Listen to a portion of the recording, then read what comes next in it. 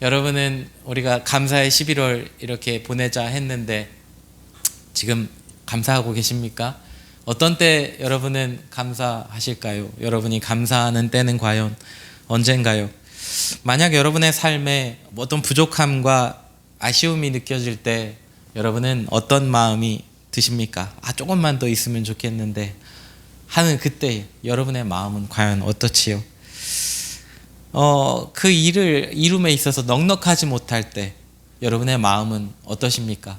혹 그 넉넉하지 못함이 나로 인함이면 나 스스로를 볼 때 아쉽고 참 부족한 것 같다 싶은 마음이 들고 스스로 자괴감이 들 때는 여러분의 마음은 과연 어떠십니까? 우리는 11월 한 달을 감사의 달로 지내자라고 하며 감사를 나눴습니다. 과연 여러분의 감사는 어떠셨습니까? 완전함입니까? 아니면 모자람입니까? 충만함입니까? 무언가 비어 있습니까? 우리 인생에 모자람이나 부족함이 느껴질 때가 있지요. 뭔가 가득 차서 감사하고 싶은데 그렇지 않은 경우도 많이 있습니다. 오늘은 히스기야 왕의 이야기를 우리가 본문에 함께 읽었는데요.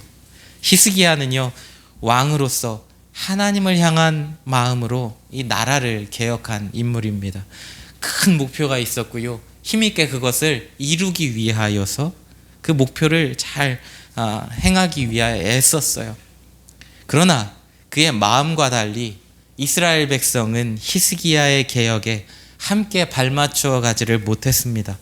어딘가 엉성하고 삐걱대는 2인 삼각 경기를 하듯이 히스기야의 나아감을 따라가지 못했어요. 여러분, 이런 때 히스기야는 어떻게 했을까요? 그는 과연 부족하고 아쉬운 상황에서 목표를 이룰 수 있었을까요? 무엇보다 그는 감사할 수 있었을까요? 이 히스기야 왕은요, 아버지 아하스 왕을 이어서 남유다의 왕이 됐습니다. 다윗 왕조의 13번째 왕이 되었어요. 그는 하나님 보시기에 참 좋은 일을 많이 했습니다. 그러나 놀랍게도 그의 아버지는 정반대의 삶을 살았어요. 그는 하나님을 진노하시게 하는 자였어요. 그 아버지는. 역대하 28장 1절에서 4절, 아하스가 왕위에 오를 때에 나이가 20세라 예루살렘에서 16년 동안 다스렸으나 그의 조상 다윗과 같지 아니하여 여호와 보시기에 정직하게 행하지 아니하고 이스라엘 왕들의 길로 행하여 바알들의 우상을 부어 만들고 또 흰놈의 아들 골짜기에서 분향하고 여호와께서 이스라엘 자손 앞에서 쫓아내신 이방 사람들의 가증한 일을 본받아 그의 자녀들을 불사르고 또 산당과 작은 산 위와 모든 푸른 나무 아래에서 제사를 드리며 분향하니라. 또 열왕기하 28장 24절에서 25절에 아하스가 하나님의 전의 기구들을 모아 하나님의 전의 기구들을 부수고 또 여호와의 전 문들을 닫고 예루살렘 구석마다 제단을 쌓고 유다 각 성읍에 산당을 세워 다른 신에게 분향하여 그의 조상들의 하나님 여호와를 진노하게 하였더라. 여러분, 정말 구제불능의 그런 망가진 상태의 이스라엘 나라를 이어서 다스리게 된 히스기야 왕이었던 것입니다. 회복이라는 단어가 아주 절실하게 필요한 때 히스기야가 왕이 된 거지요. 여러분, 히스기야가 왕위에 오른 뒤에 오늘 말씀에 보면 다윗의 모든 행실과 같이 여호와 보시기에 정직하게 행했습니다. 여러분, 그는 왕위에 오른 후에 성전을 정결하게 했어요. 왜 이스라엘 나라가 망가졌나? 이 나라가 왜 이 모양이 되었나? 라고 히스기야가 곰곰이 보니까 하나님을 떠났기 때문이에요. 하나님을 떠나 우상을 섬기며 거룩함을 잃어버린 데에서 이 히스기야는 원인을 찾았어요. 히스기야 이전 남유다 왕들의 치하에 이스라엘 백성들은 하나님과 상관없는 삶, 부패한 삶을 살아갔어요. 히스기야의 개혁은요, 이 부패함과 부정함을 정결케 하는 일로부터 시작됐어요. 모든 우상과 삶의 모든 부패함을 깨끗이 청소하게 했습니다. 죄에 찌든 일상이요, 갑자기 달라지는 것은 이스라엘에게는 쉽지 않은 일이었어요. 살아오던 삶의 그 모양이 있잖아요. 그걸 갑자기 내어버리고 하나님만 바라보며 살아가라 하는 회복의 길로 나아가는 것이 그들에게는 어색했어요. 그러나 하나님은요, 히스기야 왕의 이 일을 기뻐하시고 히스기야의 개혁이 아주 급작스럽게 진행되었음에도 잘 되게 하셨어요. 히스기야 29장 36절에 이 일이 갑자기 되었으나 하나님께서 백성을 위하여 예비하셨으므로 히스기야가 백성과 더불어 기뻐하였더라. 하나님의 도우심으로 이 이스라엘 백성에게 놀라운 회복이 시작되었습니다. 거룩한 길로 유턴해서 뚜벅뚜벅 한 걸음씩 떠듬떠듬 가기 시작한 거예요. 그리고 이어서 오늘 본문은요, 하나님 앞에서 마땅히 지켜야 할 절기 유월절을 지키기 위한 그러한 이야기예요. 29장에서 부정함을 제한과 같이요, 이 유월절을 지키는 일은 사실 쉽지는 않았습니다. 이스라엘 백성에게는 마땅히 지켜야 할 유월절, 여러분 주일 되면, 일요일 되면 교회 오는 거 마땅하잖아요. 마땅히 지킬 예배를, 마땅히 지킬 유월절을 이스라엘 백성들은 어색해했어요. 여러분, 가요만 일주일 내내 듣다가 찬송가 한번 들으시려면 어색하시지요? 예. 여러분은 그런 분 안 계셔서 도대체 나와는 상관없는 얘기라 모르겠습니다 하실지 모르겠는데, 어느 때는 찬양이 어색할 때가 있어요. 어느 때는 전도하는 게 어색할 때가 있고요. 주일에 예배 드리는 게 어색할 때가 있어요.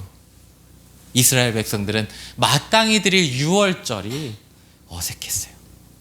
마땅한 것인데도 그렇게 망가져 있는 나라 백성들이었어요. 하나님을 떠나 제 마음에 원하는 대로 온갖 우상을 섬기며 죄악의 삶을 살았던 것입니다.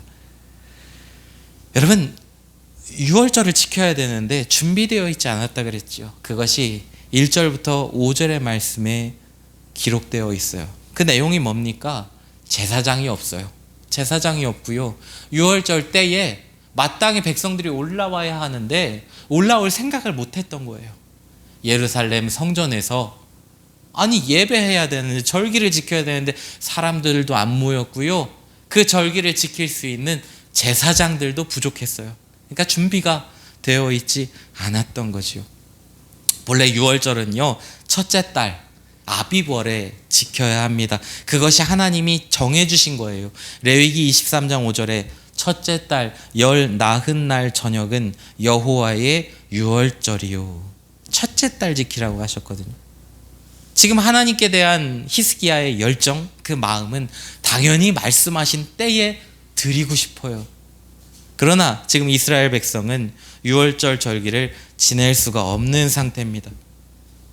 오늘 3절에도 이는 성결하게 한 제사장이 부족하고 백성도 예루살렘에 모이지 못하였으므로 그 정한 때에 지킬 수 없었음이라. 준비가 안 돼 있었다는 거죠. 하나님께 예배해야 되는데, 절기를 지켜야 되는데 준비가 안 됐어요. 히스기야의 마음은 저만치 앞에 가고 있는데요, 백성들은요, 잠깐만요, 같이 가요 하고 저 뒤에서 힘겹게 쫓아오고 있다는 거예요. 너무나 준비되지 않은 모습입니다. 그러나 그럼에도 불구하고 히스기야는 포기하지 않았어요. 첫째 딸이 아닌 둘째 달에 유월절을 지키자 한 것입니다. 정한 기한에 하지 못할지라도 유월절을 지키도록 하나님이 말씀하신 것이 있어요. 규례가 있어요. 민수기 9장 10절에서 11절, 이스라엘 자손에게 말하여 이르라. 너희나 너희 후손 중에 시체로 말미암아 부정하게 되든지 먼 여행 중에 있다 할지라도 다 여호와 앞에 마땅히 유월절을 지키되 둘째 달 14째 날에 해질 때에 그것을 지켜서 어린 양의 무교병과 쓴 나물을 아울러 먹을 것이요. 여러분, 히스기야는요, 백성이 정한 때에 하지 못해도 할 수 있는 최선을 다해 유월절을 준비한 것입니다. 히스기야 왕은요, 진심으로 이스라엘 백성들이 하나님께 돌아와 거룩한 백성, 하나님 나라를 세우기를 원했어요. 그는 그러한 마음으로 유월절을 지키도록 어떻게든지 시간도 바꾸고요, 어떻게든지 우리 함께 예배합시다 하고 사람들에게 이렇게 사람들을 격려하고요, 또 그 유월절의 소식을 백성들에게 전했어요. 이스라엘 나라가 왜 이렇게까지 흔들리게 된 것인지 히스기야는 분명히 안 거죠. 이제 히스기야 왕이 6절부터 9절까지 말씀을 보면 소식을 전해요. 각 지방마다 편지를 붙입니다. 방을 붙여요. 자, 둘째 딸, 우리 둘째 딸의 유월절을 지킵시다. 다 모이세요. 예루살렘 성전으로 다 모여서 우리 하나님께 절기를 지키고 예배합시다 하고 히스기야 왕이 다 이 보발꾼들에게, 편지 붙이는 자에게 소식을 들고 말을 달려 가게 한 것입니다.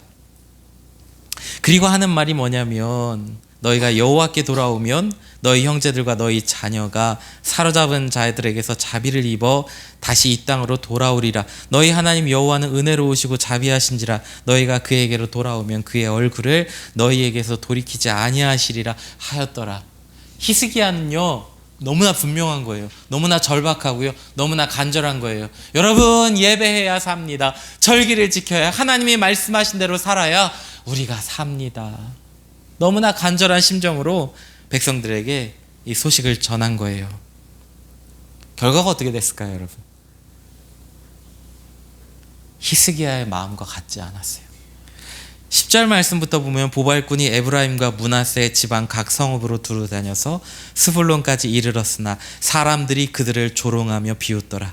그러나 아셀과 므낫세와 스불론 중에서 몇 사람이 스스로 겸손한 마음으로 예루살렘에 이르렀고 하나님의 손이 또한 유다 사람들을 감동시키사 그들에게 왕과 방백들이 여호와의 말씀대로 전한 명령을 한 마음으로 준행하게 하셨더라. 진심을 담은 이 히스기야의 편지에 응답한 사람들은 소수의 사람들이었어요. 두루 다니며 모이세요 했는데요, 그들을 비웃었어요. 많은 사람들이. 뭐 하는 거야 하고 비웃은 거예요. 예배는 무슨 예배야 한 거지요. 비웃었어요. 여러분, 그들이 얼마나 하나님을 외면하며 살았는지를 볼 수 있는 대목입니다. 하나님을 믿어서 뭐하나라는 거예요. 여러분, 이거 여러분도 자주 듣는 얘기 아닙니까? 교회 나가면 돈이 나오냐 쌀이 나오냐 하는 얘기 많이 듣잖아요. 조롱하며 얘기하는 거예요. 보발꾼들이 소식을 전했는데 우리 예배합시다 그랬더니 막 조롱했어요, 사람들이.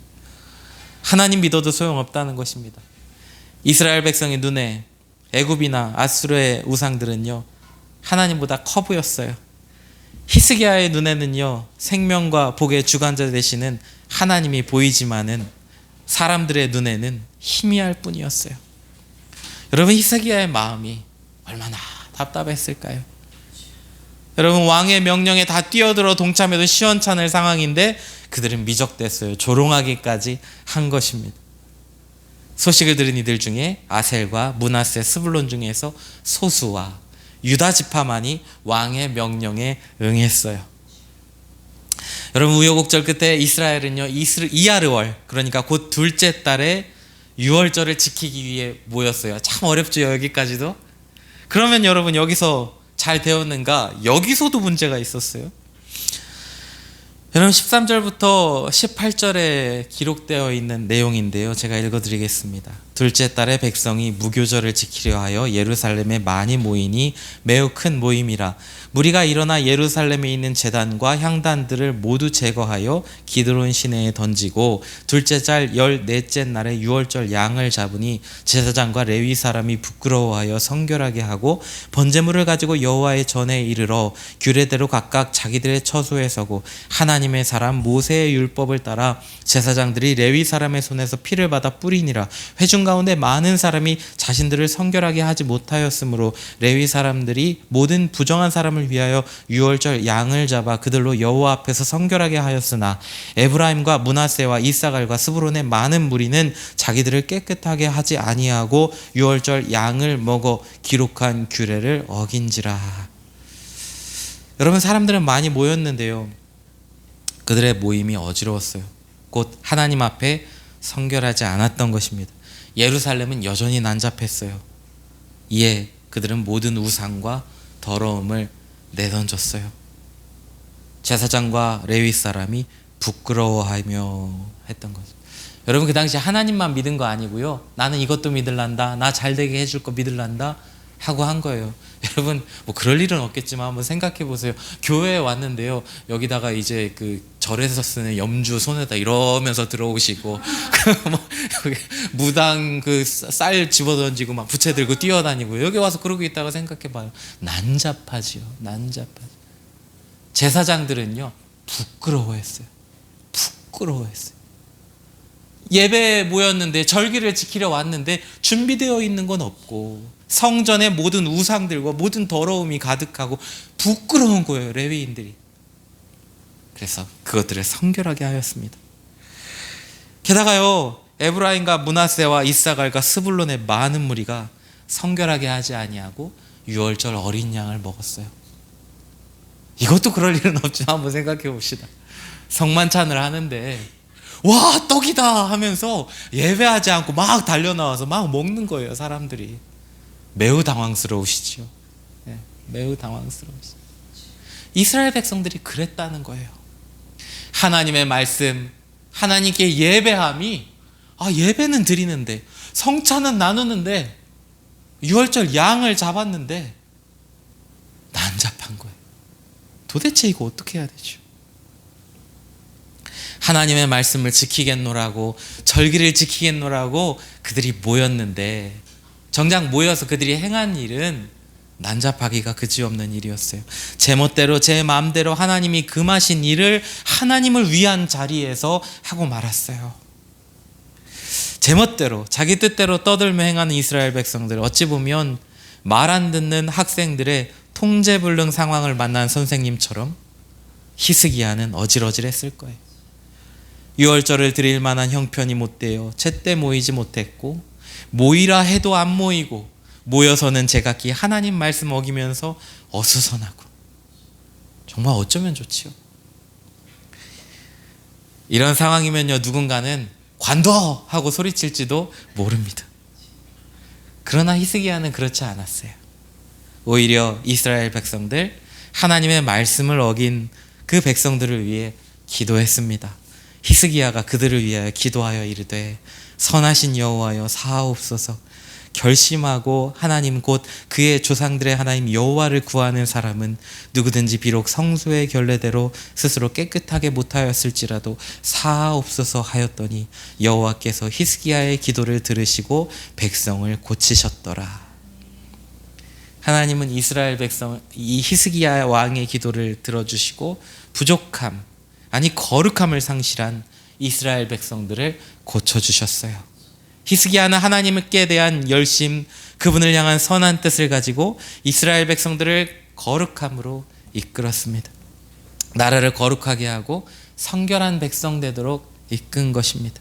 비록 잊혀진 유월절, 어떻게 지키는지도 모르고 어떤 자세로 지켜야 할지도 모를 유월절, 제 마음대로 제 뜻대로 하나님의 말씀을 어기는 유월절이었지만 하나님은 히스기야를 중심으로 다시 회복의 걸음을 옮기는 그들을 고쳐주신 것입니다.